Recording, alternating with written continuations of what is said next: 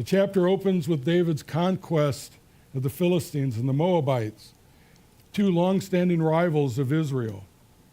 Now this fulfills a promise made to Abraham that his descendants would possess the land, they would possess the land, and that was in Genesis 15, verses 18 through 21. This brought great wealth and resources to David's growing kingdom. Reverend Michael Johnson explains how this chapter also highlights David's system of administration, which ensures fair treatment for all his subjects.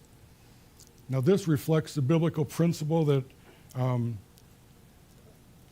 just leadership, as seen in 29:2, when the righteous are in authority, the people rejoice, but when the wicked rule, the people groan. Have you groaned lately? David's reign laid the foundation for the golden age of the Israelite monarchy.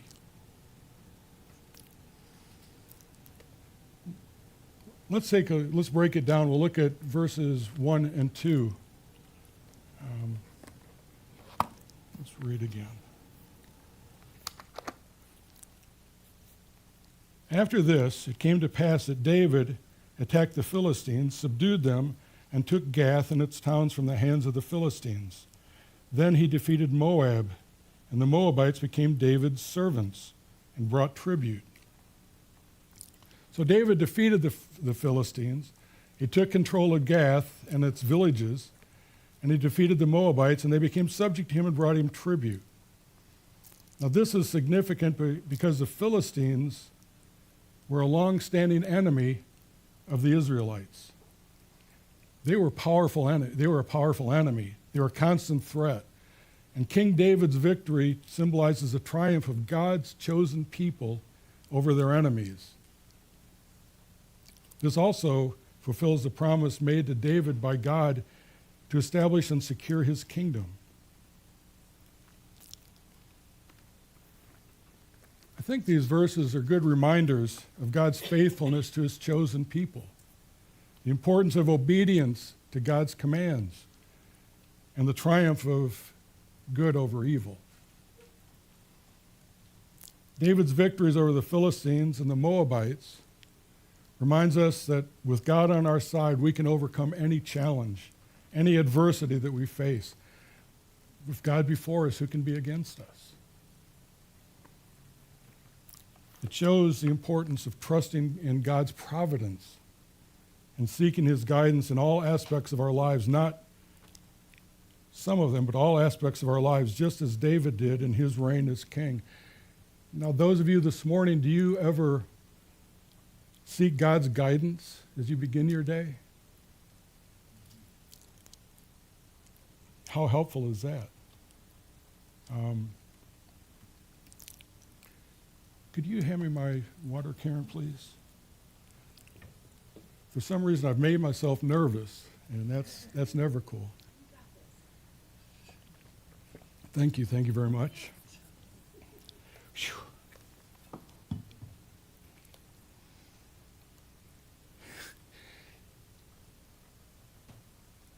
The pulpit just moved, and I had a thought of what would Chevy Chase do? You know, he'd be down in the front. So, but anyhow, in verses 3-6, David conquers the cities that were controlled by Hadadezer, the king of Zobah. The conquest of cities like Hamath and Damascus shows David's kingdom was truly expanding, and his success in battle against his enemies was a blessing from God. The king of Zobah was a strong opponent, but David's victories show his strength and God's favor on him as the rightful king of Israel. Now, David's victories emphasize the theme that I think we all need to remember, that God is faithful. This emphasizes the theme of God's faithfulness and protection for his chosen people. It reminds us that God goes before his people in battles, gives them victory over their enemies. David's dedication to follow God's guidance and his reliance on God's strength in times of conflict serve as a model for us, to trust in the Lord for our own battles. Any of you ever have any battles? Do you have any battles going on now? It could be physical, emotional, spiritual. Trust in the Lord with all your heart. David's victories remind us of the promises in Deuteronomy 11:24 that every place on which the sole of their feet treads will be theirs. Wherever they step, wherever they put their foot, it was going to be theirs. I had the hardest time reading that this morning earlier. Every place which their sole of their feet treads will be theirs. David's conquests are a fulfillment of this promise.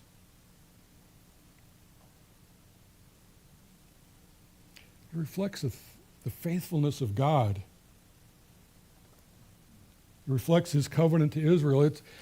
This serves as a reminder of God's faithfulness in fulfilling his promises to his people, both in the Old Testament and in our lives today.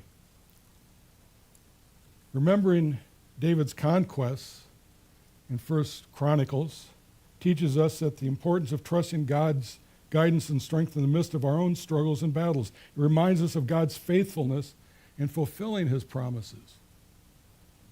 And the ultimate victory is through whom? It's through Christ. I was thinking of that song, "The battle belongs to the Lord," and the Lord wins every battle. Just as David experienced victory over his enemies, you and I can find hope and assurance in knowing that God is our fortress and our deliverer in every situation. Sometimes it doesn't seem so. In 1 Chronicles 18:7 and 8, we see that David defeated the army of Edom at the Valley of Salt, striking down 18,000 Edomites. This victory is significant. It was a military accomplishment for David, and it further established his reign and expanded the territory of Israel.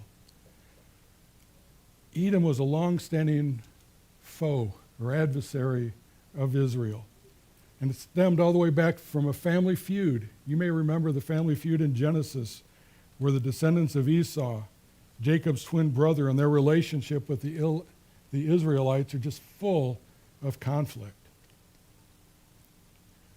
But this victory over Edom isn't just a tale of military conquest, but there are so many spiritual implications. The defeat of Edom by David was a fulfillment of God's promise to Jacob in Genesis 25, verse 23, where God had told Rebekah that the older would serve the younger. The triumph over Edom symbolized the victory of God's chosen people over the enemies and the fulfillment of divine promises. It underscores the concept that God is in control of history. It's his story.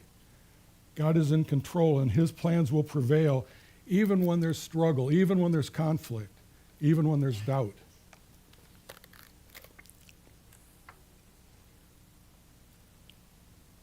The Valley of Salt is mentioned in this verse as a location of the battle. I think that I saw some significance in this location because of the symbolism of salt in the Bible.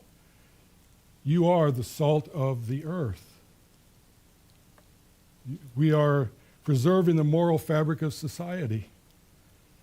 The Valley of Salt serves as a backdrop for David's victory, and it emphasizes the preservation of God's covenant with his people and the purity of his promises through David's mighty military successes.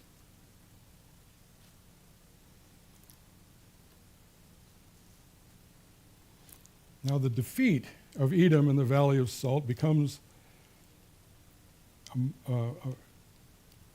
symbolic of a narrative of redemption and victory that's throughout